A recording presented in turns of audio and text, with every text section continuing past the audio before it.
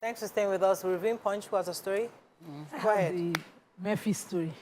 So the EFCC alleged that in the course of their investigation of the 730-something building, what they call it, scrap building found in Abuja, they found only one gate man manning the whole 7-something buildings in Abuja in 2023, and they got tipped off by someone in the surveyor's office in Abuja where they found this building and they went to investigate. In the course of their investigation, they revealed that the former CBN governor negotiated kickbacks in return of allocation of forex to some companies who were in desperate need for forex for their lawful and legitimate businesses. And the investigation also revealed that these kickbacks he got and paid through a crony, one Ifeanyi Omeke, who ran several errands for him. And they went to Ifeanyi Omeke's office and investigated, and they found this building in September located the building in September this year, and with the assistance of the Abuja Geographical Information System using results and coordinates, and it revealed that the said properties was an abandoned, deserted, and only one guard was manning it. And they went further and discovered how it was paid for. So through different companies, he paid in tranches. A total of 2.2 billion naira was paid for this building. He first of all used one account. One different company paid 900 million naira. Used another account, pay 700 million naira. Another account used for 600 million naira. Total of 2.2 billion naira. And the directors of the companies were arrested and voluntarily detained in the course of investigation. Funds used in the acquisition of the properties are highlighted in one of the documents the EFCC is relying on that they relied on for this recovery. So we're waiting for final forfeiture order, as far as I'm concerned, because this is huge. It was said that this property was it was an intended public property for housing that they had decided to bring to their place. It was not public property. They colobi it, like Imran would say, to their place. So I hope that the EFCC follows through. So another fraud case, the Lagos State Special Offences Court in Ikeja on Tuesday issued a bench warrant against the former managing director of the Asset Management Corporation of Nigeria, Ahmed Kuru, over alleged 76 billion naira and $31.5 million of fraud. This arrest was also arraigned and was scheduled in court with the managing director of Arik Air, Captain Roy, also the receiver manager of Arik, Kamilu Omokide, Union Bank PLC, and a company, Super Bravo Limited, for the alleged fraud, which contravenes Section 96 of the Criminal Law of Lagos State 2015 and Section 278, subsection 1B, and Section 278, subsection 6 of the Criminal Act. Yes, sorry. Yes. So they're also saying that every other person made an appearance in court except Ahmed Kuru.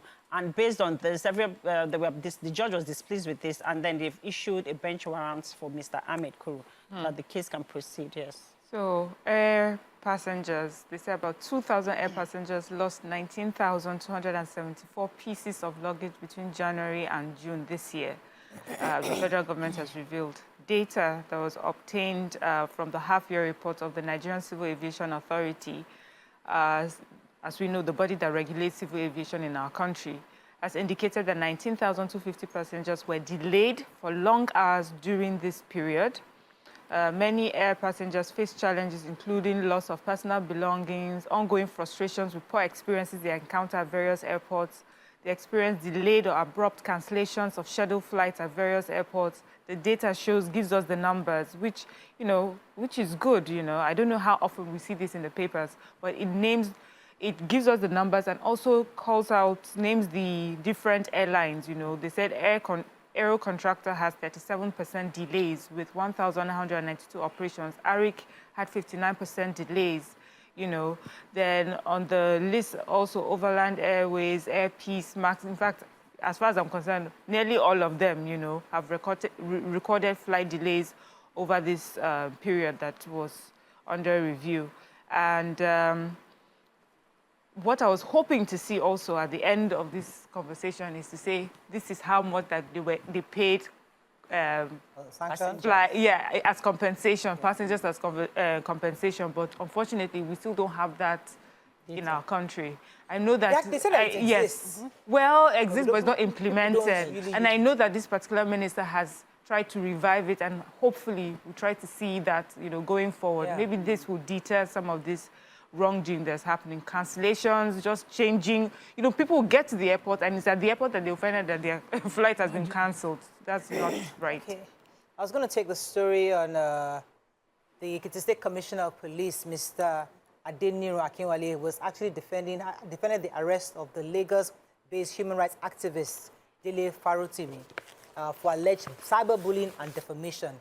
In an interview yesterday on Tuesday, Akinwale said that the alleged offenses committed by Farotimi included defamation of character, cyber stalking, and other things, noting that those two allegations were fully established. So many people have condemned how he was arrested, saying that they drove him from Lagos all the way to Ekiti.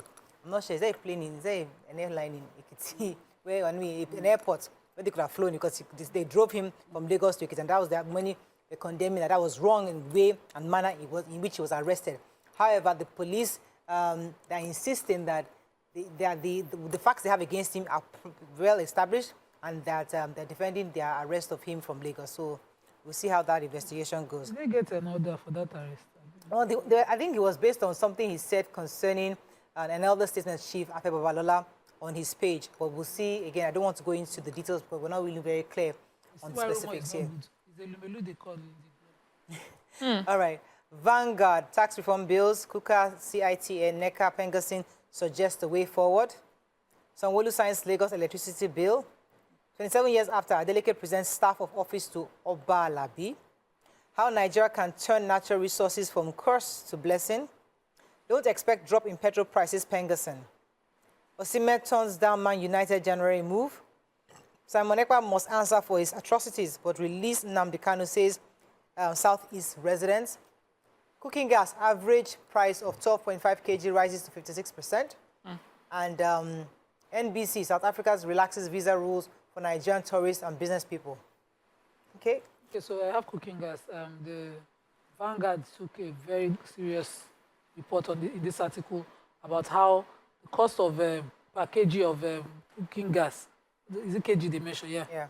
From 700 naira per kg has gone up to as high as 1,700 per kg now.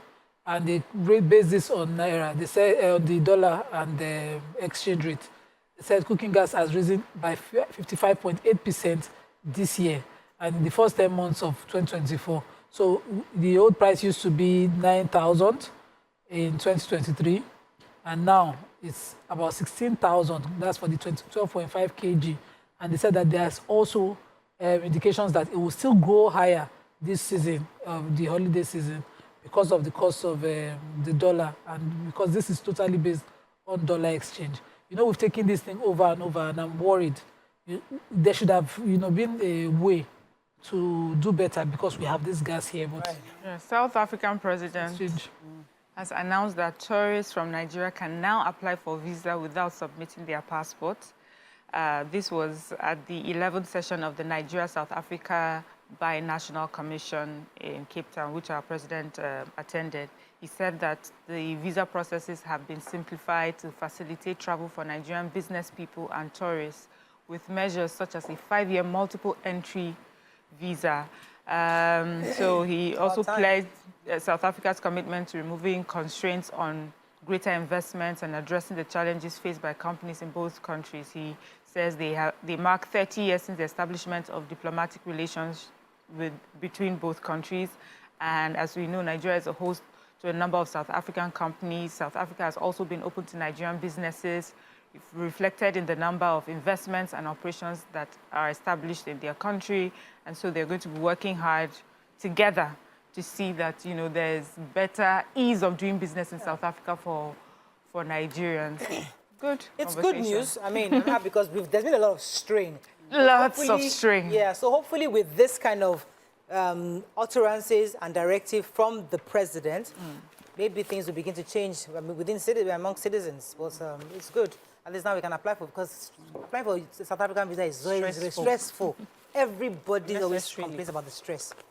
Okay, that is all we can take on Front Page Review this morning. When we come back, move on to our hot topic of today. Stay with us. We'll be right back.